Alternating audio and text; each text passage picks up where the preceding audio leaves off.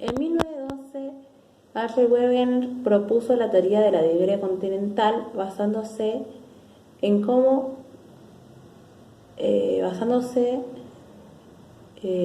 encajaban los continentes actuales en un supercontinente. Al seguir investigando, encontró que había restos fósiles antiguos iguales en América Latina y en África. Después descubrió que las cadenas montañosas de los Apalaches eran la continuación de las cadenas montañosas caledoñas. A su teoría no le dieron mucho valor, ya que él no supo explicar cómo estos continentes se separaron, sino hasta años más tarde que Hess llegó con la hipótesis de la expansión oceánica, dándole valor a la teoría de Wegener, ya que él explicó cómo los continentes se separaron y están como están hoy en el hemisferio.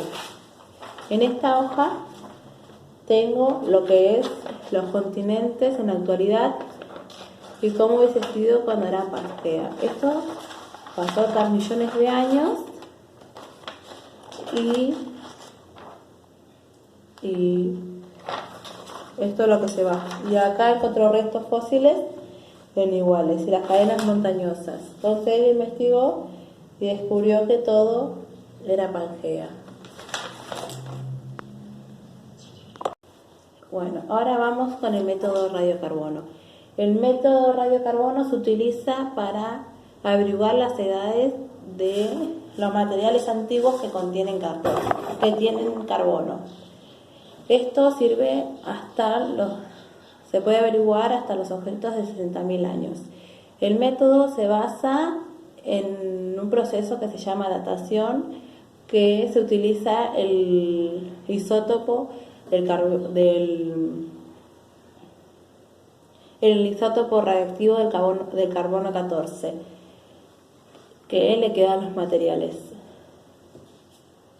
El carbono 14 se forma en la capa superior de la atmósfera a través de los rayos cósmicos que ingresan en la atmósfera, liberando neutrones que se fusionan con el nitrógeno transformándose en protones. Estos se asocian con el oxígeno y se transforma en dióxido de carbono.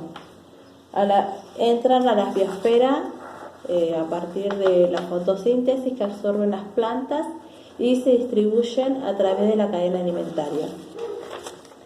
Los rayos cósmicos acá se fusionan con el nitrógeno 14, que a su vez se transforma en carbono y entra a través de la fotosíntesis que producen las plantas y de ahí se va transformando. Después, cuando los animales que tienen carbono se mueren, sus restos se desintegran y el carbono 14 vuelve a su ciclo de comienzo, entrando por la fotosíntesis y así sucesivamente.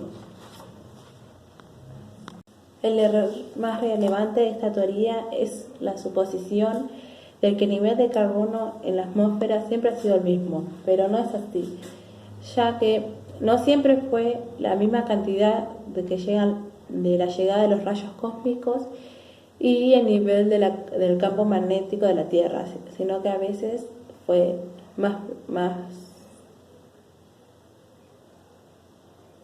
débil y otras más fuerte. Por lo tanto, el nivel del carbono no es el mismo que antes. Y luego, desde las explosiones de las bombas atómicas, el nivel del carbono 14 ha aumentado mucho en estos años. La Tierra está formada por subsistemas que interactúan constantemente. En la capa más externa de la geósfera se encuentran las rocas. Estas pueden ser creadas a través del enfriamiento y solidificación del magma por un proceso llamado cristalización. Acá se crean las rocas ígneas. Estas, a su vez, pueden ser llevadas a la superficie y ahí se afloran y pasan por un proceso de sedimentación que ahí pasa por distintos procesos de sedimentación y se convierten en rocas sedimentarias. Estas, a su vez, pasan por otros procesos en este caso son metamorfismo de temperatura. De temperatura se convierten en rocas metamórficas. Se enfría el magma, pasa por el proceso de cristalización y se transforma en roca ígnea. De ahí por sedimentación y en rocas sedimentarias, y esta por metamorfismo y en rocas metamórficas. Una roca puede pasar por todos los ciclos de la roca, pero esto tarda millones de años. Atmósfera. La atmósfera es una capa de gases que rodea los cuerpos celestes del sistema solar. En la Tierra tenemos nuestra propia atmósfera. Esta se encarga de cubrirnos contra los rayos, contra los meteoritos, todo, y nos protege y controla la temperatura. Nuestra atmósfera está compuesta por nitrógeno, oxígeno, argón, dióxido de carbono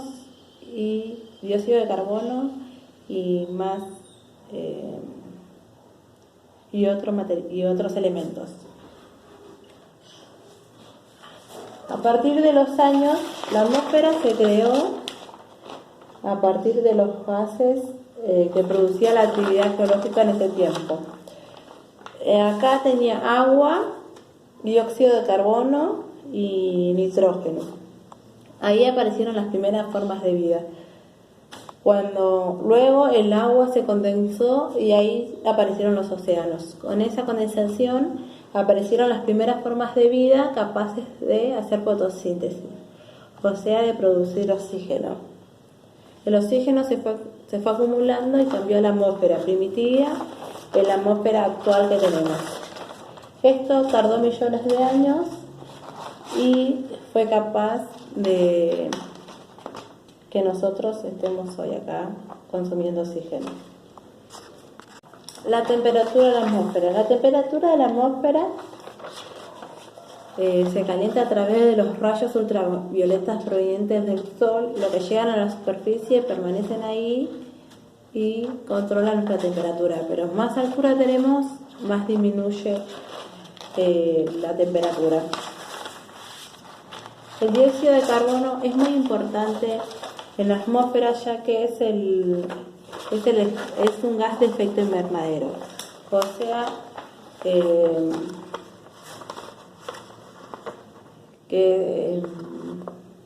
de efecto invernadero, que hace que controlar la temperatura de nuestra superficie. Si no fuese por el dióxido de carbono, la temperatura de la Tierra sería mucho más fría y no seríamos capaces de sobrevivir, más si no estamos.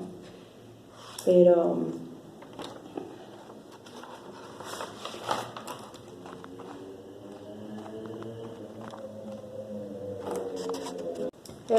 el ozono se forma cuando las radiaciones ultravioletas provenientes del Sol llegan a la estratosfera y se disocian con las moléculas de dióxido de oxígeno atómico, y estas se transforman en oxígeno atómico, o sea, en ozono. Ahí se muestran las reacciones en amarillo, acá llega a la estratosfera y acá reacciona y se convierte en ozono. Los FPA son los cloruros, clorofluorocarbonos, que son considerados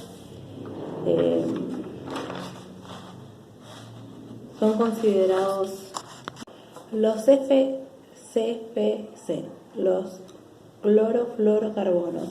Se los considera contaminantes ya que no son productos naturales, sino que son producidos por las industrias que produce el hombre. Son contaminantes ya que no son de degradación fácil y son muy prolongados, o sea que duran mucho tiempo.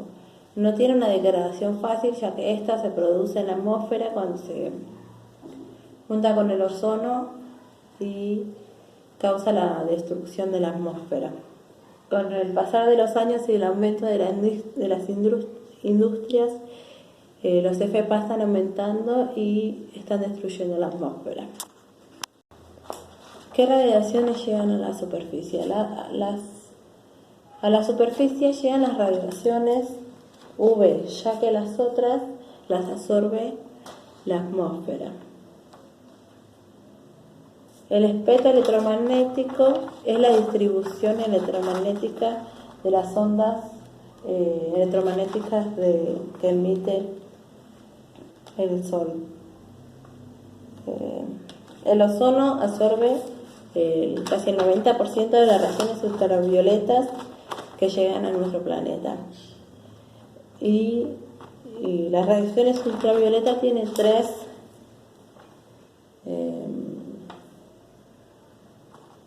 derivados: las UVA, que son las que llegan a media atmósfera, las UV, que son las que llegan a la superficie terrestre, y la UVC, que directamente las absorbe apenas entran a la atmósfera. Y bueno, profe, hice lo que pude. Muchas gracias y espero que nos podamos volver a ver pronto.